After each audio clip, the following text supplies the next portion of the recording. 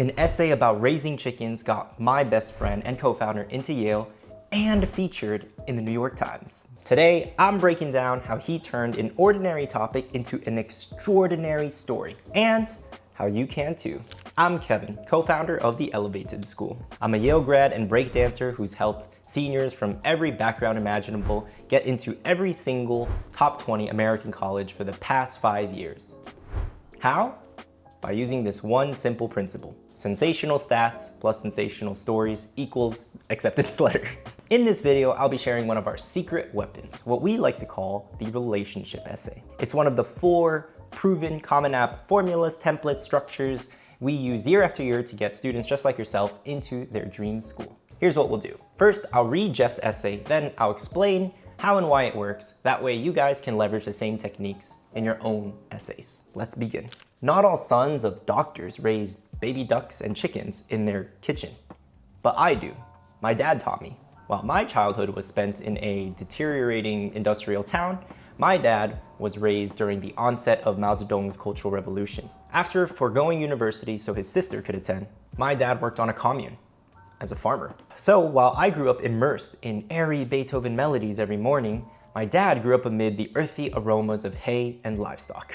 Every time that I look between our grand piano and our baby chickens, I'm amazed at the stark differences between our childhoods and in how raising livestock, my dad shares a piece of his rural upbringing with me. Embracing these differences, my dad has introduced me to diverse experiences, from molding statues out of toilet paper plaster to building greenhouses from the ground up. So you might be wondering, what does he do for a traditional 9-to-5 job? He's already captained a research vessel that's navigated across the Pacific, designed 3 patentable wind turbines, and held every position imaginable from sous chef to Motorola technician. The answer?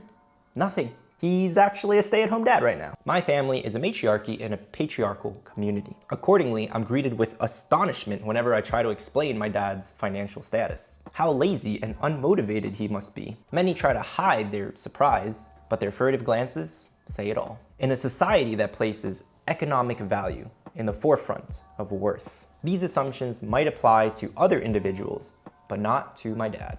When I look at the media, whether it be the front cover of a newspaper or a featured story in a website article, I often see highlights of parents who work incredible hours and odd jobs to ensure their children receive a good upbringing. While those stories are certainly worthy of praise, they often overshadow the less visible, equally important actions of people like my dad. I realize now that my dad has sacrificed his promising career and financial pride to ensure that his son would get all of the proper attention, care, and moral upbringing he needed. Through his quiet, selfless actions, my dad has given me more than can be bought from a paycheck and redefined my understanding of how we, as people, can choose to live our lives. I'm proud to say that my dad is the richest man I know. Rich, not in capital, but in character. Infused with the ingenuity to tear down complex physics and calculus problems. Electrified with the vigor of a young entrepreneur, despite beginning his fledgling windmill startup at the age of 50,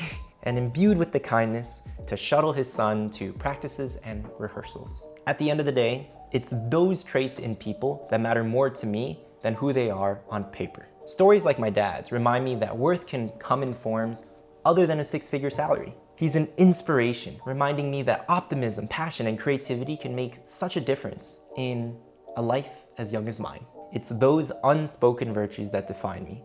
Whether it's when I fold napkin lotuses for my soup kitchen's Christmas dinner, or bake challah bread French toast sticks for my chemistry class, I'm aware that achievement doesn't have to be measured empirically. It's that entrepreneurial, self-driven determination to bring ideas to life that drives me. My dad lives off the beaten path. I too hope to bring that unorthodox attitude to other people and communities. All too often, I'm left with the seemingly unanswerable question, what does my dad do? But the answer, all too simply, is that he does what he does best. Inspire his son. Damn, I got a little choked up there at the end because my dream is to be a dad too. Maybe one day my kid will write an essay like Jeff's about me. Who knows? Okay, out of the 4 personal statement structures we cover in this series, the relationship essay is arguably the trickiest to pull off. It's high risk, high reward. At first glance, you also might be a little bit confused.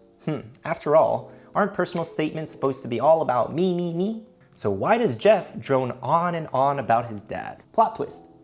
We actually learned tons about Jeff, just not in the way you'd expect. Instead of a bunch of examples related to his coding achievements or service awards, we get something even more powerful, his core values. Take this line, for example. Stories like my dad's remind me that worth can come in forms other than a six-figure salary. Instantly, we understand that Jeff values character over cash, kindness over credentials. The relationship essay works best for students whose identities have been fundamentally shaped by someone else. Maybe you were raised by immigrant grandparents, mentored by an unconventional teacher, or learned life lessons from a sibling with special needs. If you feel that your story is closely intertwined with someone else's, this structure lets you reveal who you are through that relationship. This way, admission officers get a crystal clear picture of what you value most. By the way, if you're enjoying this video so far, be sure to like and subscribe. Reason being, each year I edit subscribers' essays on this channel completely for free on YouTube anonymously. And last year, some of the seniors who benefited from this service actually got into their dream school. Even just having me workshop their story, their Common App essay for a couple minutes actually helped them a lot. At least that's what they said. So that could be you too. Be sure to subscribe and stay tuned for more updates. Back to the relationship essay. What makes Jeff's so good? What other techniques are working and how can we steal them? First, and this is so key, my friends, he subverts the cliche. Instead of the typical, my parents inspired me to do this career path or to pursue this academic interest, Jeff explores something deeper. How his dad redefined his understanding of success and self-worth. Second, Jeff leads with intrigue. That opening line, not all sons of doctors raise baby ducks and chickens in their kitchen, but I do. My dad taught me. Those three sentences immediately raise some questions. Why chickens and why in the kitchen?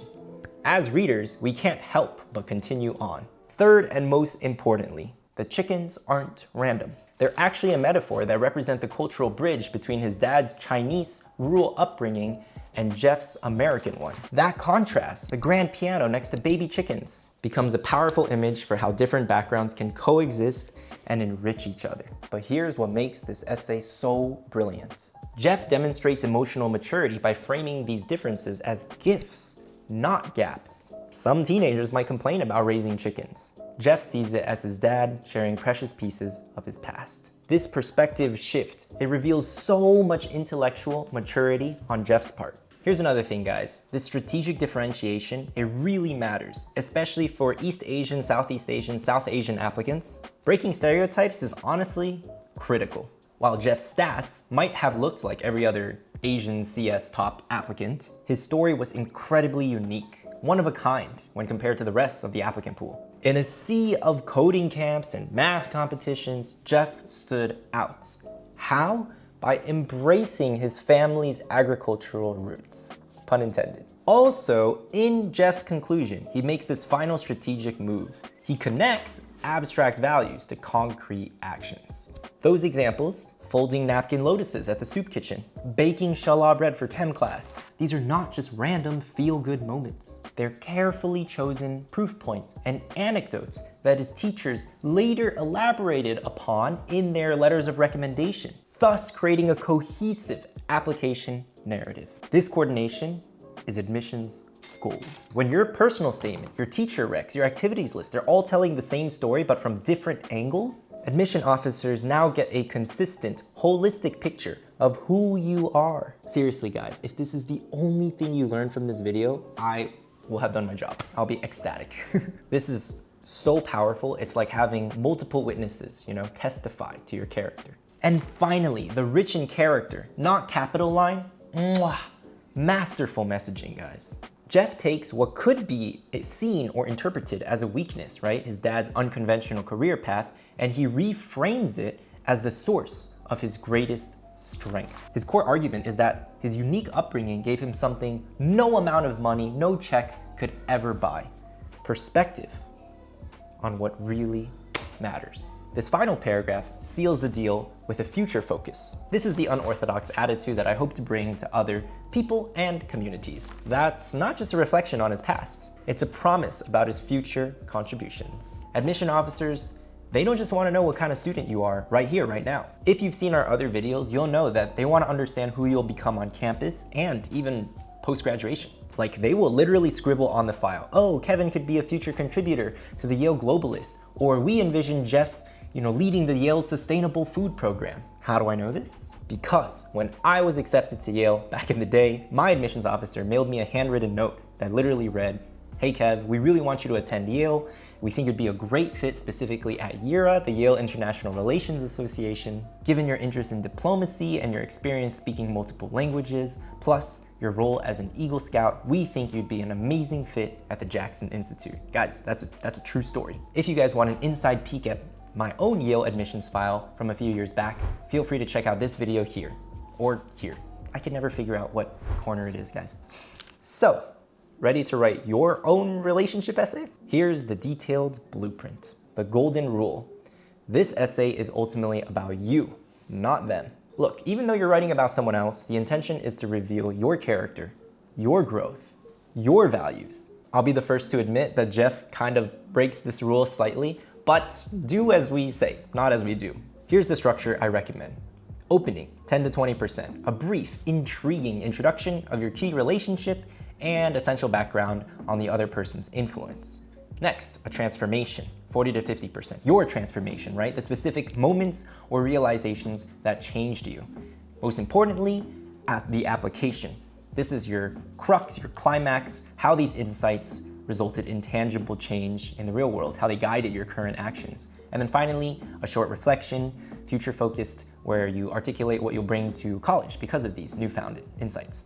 Here are some final tips and tricks I have for you guys before we wrap up. The mirror technique. Use the other person as a mirror, reflecting your best qualities. Every trait that you admire about them should illuminate something about your own character. Every anecdote you share should reveal your capacity for growth, empathy, leadership. Vulnerability is strength. You don't need to make yourself or the other person perfect. Jeff even admits initial confusion about his dad's choices and the societal judgment they faced. Indeed, it is this precise honesty that makes the eventual understanding and his character that much more relatable. Specificity, specificity, specificity. Generic relationship essays fail because they could apply to anyone. Seriously, I can't believe how many students make this mistake year after year. It's one of the biggest red flags. They include details that could apply to just about any student, anywhere. Guys, your details, they have to be unique to you. Jeff's chicken and piano detail is so specific that no other applicant could steal it. Find your equivalent, the unique, unexpected moments that only your relationship could produce. Voice and reflection considerations. The thing is, relationship essays, they require a bit more introspection compared to these more action-oriented essays. You're demonstrating emotional intelligence and self-awareness, not leadership or problem solving here. That said, you will want to highlight your ingenuity and proactivity in other parts of your application, typically your supplemental essays. It's all about balance. If you guys want help editing your relationship essay or any college essay to perfection, check out our website, elevated.school/edit-my-essay. Use the code SHIP15 to get 15% off your first edit. Don't forget to check out this playlist where I analyze and break down the other Common App essay structures, templates, formulas. Feel free to use them, abuse them. And if you guys are struggling to come up with a topic, feel free to use our brainstorming tool. I'll attach the link in the description and comment section below. Here's a little present for sticking until the end. You already know, video of me breakdancing, and just really hope you enjoyed this video. Until next time, my dear virtual little sibling, peace.